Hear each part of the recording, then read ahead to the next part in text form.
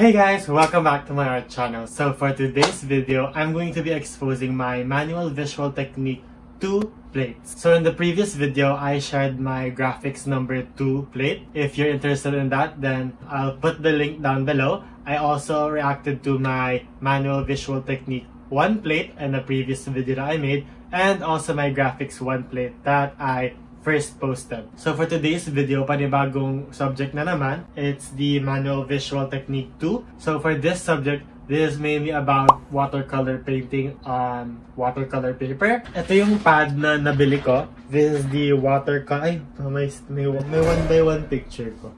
Ito yung watercolor pad na binili ko from Canson. This is the 200 GSM na 12 by 18. And basically, ito yung ginamit namin sa second semester ng first year. So, marami tong plates na i-react natin. So, make sure to stick around and keep on watching.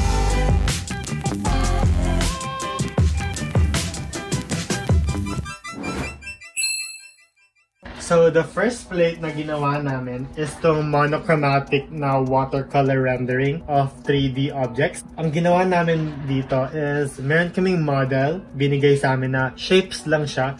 Tapos, it is our job to put yung lights and shadowing ng object. So, ang ginawa namin dito sa right side, meron kaming mga color swatches, pero this is basically yung mga colors na ginamit namin for this plate. Ang mainly na ginamit ko is yung Koi watercolors. I think ito siya. Wait. Actually, nasa dorm ko pala yung Koi watercolors. Pero ito yung picture niya, bale. Ta-da! I think 24 colors lang yung ginamit ko. Yung task kasi namin here is to only use one color. And ang pinili ko is navy blue. Ito yung itsura niya. Actually, hindi sa amin ni-require yung paggawa ng background like this. Pero since I was kinda advanced na dun sa watercolor, I decided to do so. So, as you can see, parang may table dito, may platform. Tapos, naglagay ako ng konting wash ng background. Tapos, dito rin, nag-color din ako ng konti. Ito yung grade ko, 98. Kasi, nakulangan yung prof ko sa depth ng sphere ko, which is this one. And dapat daw kasi, mas dark daw itong side na to. Pero, ang ginawa ko, konti lang yung nalagay ko. And, mas nagustuhan naman niya yung buong composition ko, na he actually commended na there was one student in the block who decided to color the whole thing and add background, and he was successful in doing so. And moving on naman, my plate 2. This one, I was also sad about it kasi I got an 89. Actually, parang na-understand ko rin kung bakit 89 lang. Kasi although na-cover ko naman yung buong thing, buong area ng paper, very messy yung pagka-paint ko dun sa details. As you can see, ayan. Ayan siya.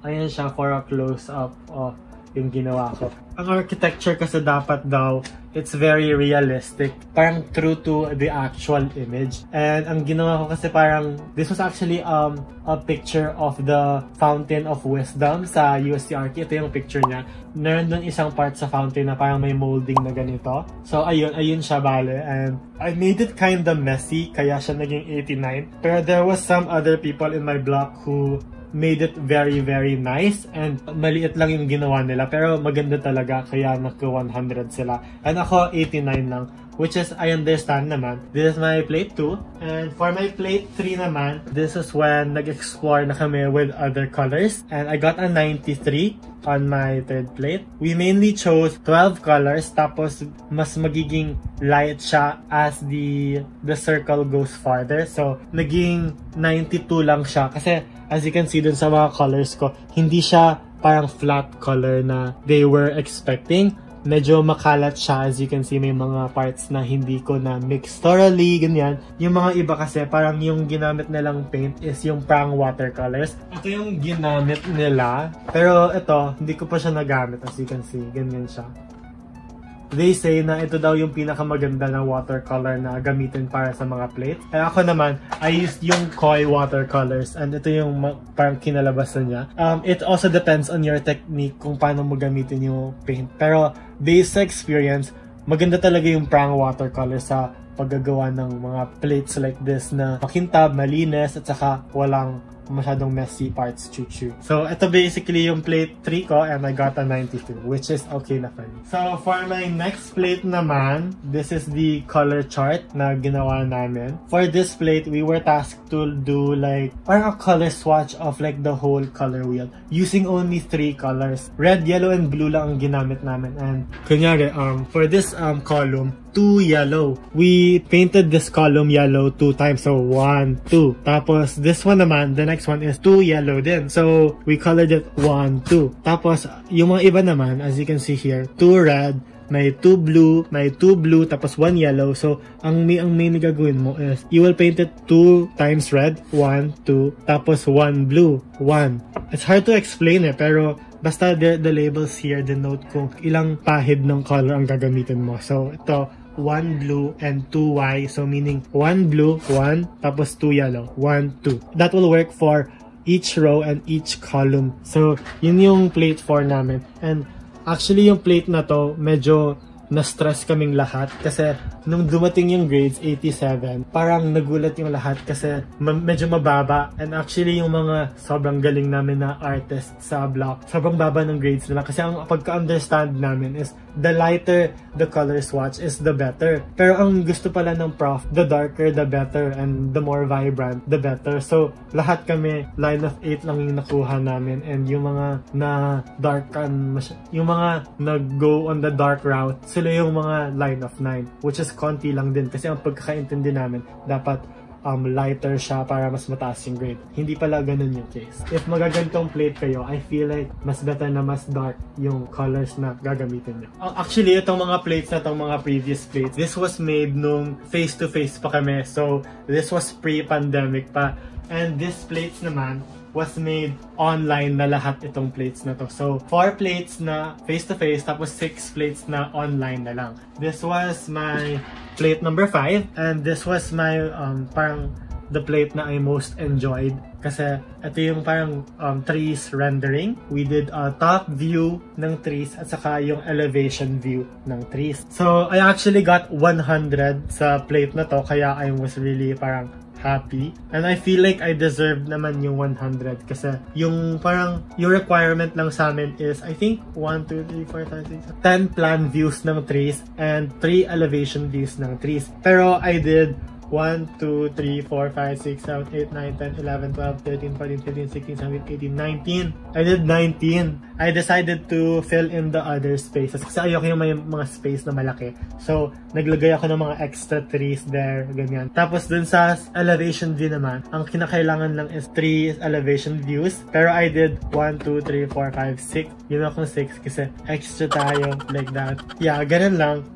This was my main trees, 1, 2, 3. Tapos, I actually really loved how this specific tree turned out. Sobrang ganda niya. Parang na-amaze nga ako na nagawa ko tong tree na to. Kasi, wala lang. Parang, ang ganda lang ng kinalabasan ng tree na to. For my extra trees naman, I did like this small, parang plant lang.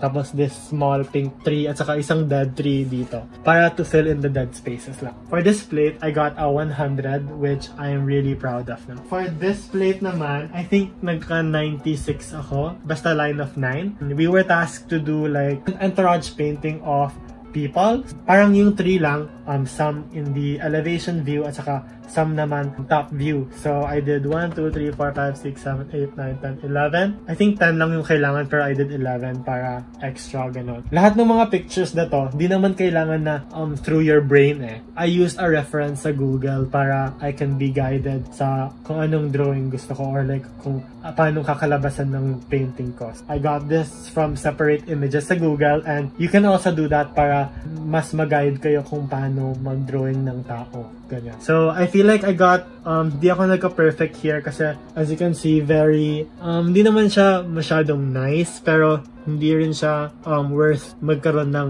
super taas na grade kasi very messy siya, as you can see. Parang sobrang kapal ng mga strokes ko ng paintbrush where hindi naman dapat ganun kakapal. And medyo messy yung pagkagawa ko. And I was happy naman with how it turned out kasi hindi rin ako masyadong magaling sa pagpa-paint ng mga tao. So, yeah, I think okay na ako dun sa grade. So, ito yung plate number 6. And now, we're gonna move on to plate number 7. So, this was the 7th plate namin.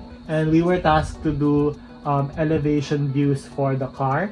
This was the front view, this was the side view, and this was like a perspective view of the car na napili ko sa internet. I think nagkamali ako here kasi I used the white color. Sa plates kasi namin, bawal gamitin yung white na color. Basta yung color pigment, bawal gamitin yon. Kasi ang purpose ng watercolor is to make the colors lighter by using less pigment and more water. Our prof wanted us to learn how to add more water instead of using the color white or use the color black. Pwede naman kami mag-color black, pero konti lang. Kasi our profs, pag mag-watercolor, gusto nila yung parang navy blue na shadow. Instead of black ang gamitin mo sa shadow, ang gagamitin mo is navy blue instead of black para hindi mo magamit yung black and white. So ito yung kinalabasan niya. I was actually really happy with how it turned out kasi I'm not really like a fan of cars. This was like my first time drawing and painting cars, so I was happy now with how it turned out. I don't really remember what grade I got, pero I know line of 9 kasi line of 9 lahat yung mga plates ko. And yung prof ko kasi, he just sent like a file of our grade. Hindi na nila nakita in person yung plates namin. So, yun lang. So, for the next plate naman, this one medyo nag-enjoy din ako. Pero, looking at it right now, parang medyo messy pala siya upon reflecting and like looking at it now. Kasi yung mga furniture ko hindi siya straight. Parang minadali lang siya and I didn't take as much time to polish my furnitures like I wanted. Kasi I feel like I was cramming this na rin and I was also doing a lot of extra things to my plate like itong entourage, like trees, itong mga sidewalk, bushes, mga backyard, in which di naman kailangan na may ganito eh. I just wanted it to be like that, I guess. Sa second floor pa, I put like mga blue to denote na it's like floating and it's in the sky kasi it's second floor, gano'n.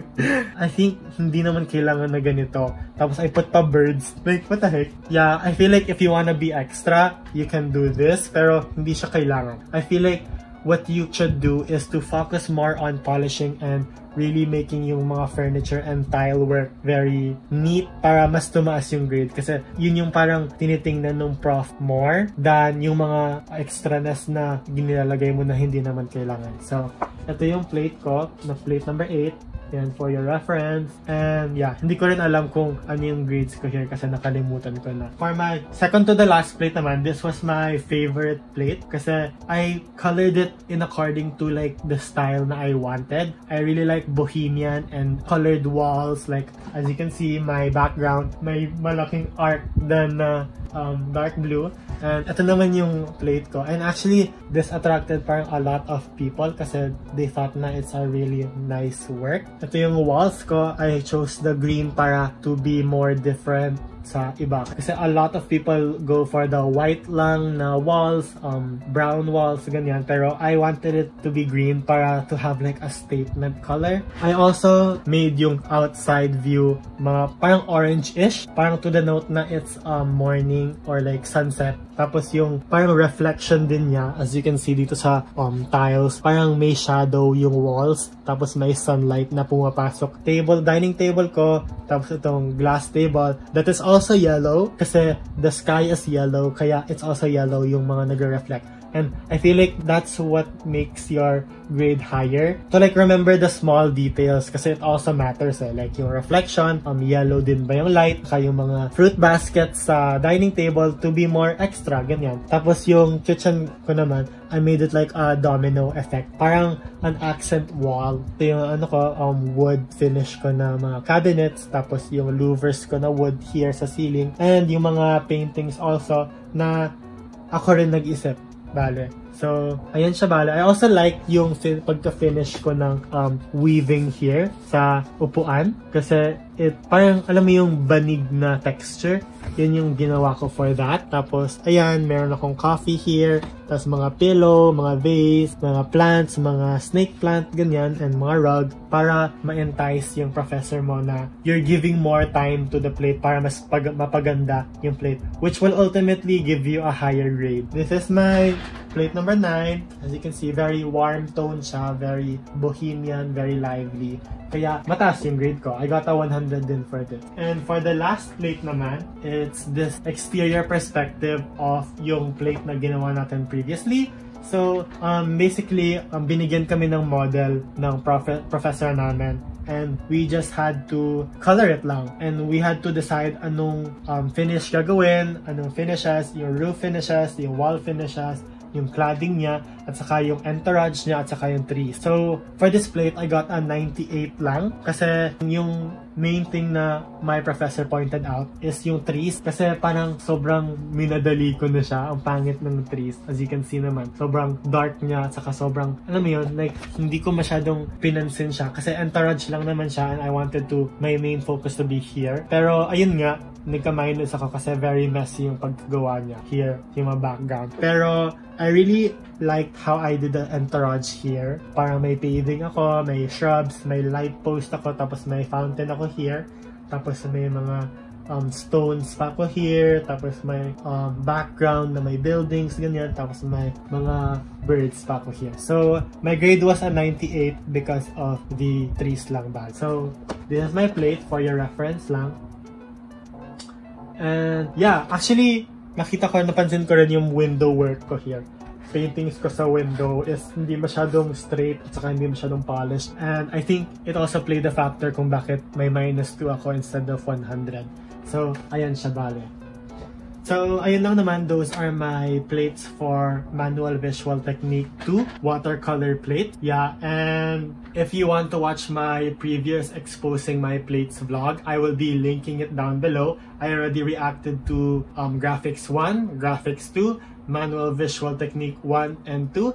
And for the next videos naman, I will be posting reacting to my architectural design plate. So if you're interested in that, then make sure to subscribe and ring that notification bell to be notified whenever I post new vlogs and day in the life, week in the life videos, shopping hauls, and other architecture content as a student. So yeah, comment down below anong type of content gusto nyo makita, and I will be sure to respond to every single one of you guys. Don't forget to like, comment, and subscribe, and see you on the next one. Bye!